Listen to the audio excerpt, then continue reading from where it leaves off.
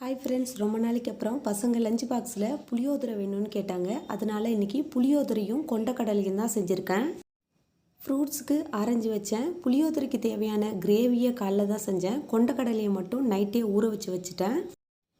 கொண்டக்கடலையை வேக வச்சு தாளித்து புளியோதரையும் கிளறியாச்சு. இதெல்லாம் ரெடி பண்ணி 3 பேருக்கும் லஞ்ச் பாக்ஸில் பேக் பண்ணி அவங்கவுங்க பேக்கில் வச்சாச்சு. அதுக்கப்புறம் பிரேக்ஃபாஸ்ட்டுக்கு நார்மல் தோசை, பொடி தோசை, முட்டை தோசைன்னு ஒவ்வொருத்தவங்களும் ஒரு விதமான தோசை கேட்பாங்க. இந்த காரணத்துக்காக நம்ம தோசையே சுட வேணாம், இட்லியே சுட்டுருக்கலாமோன்னு நினைப்பேன்.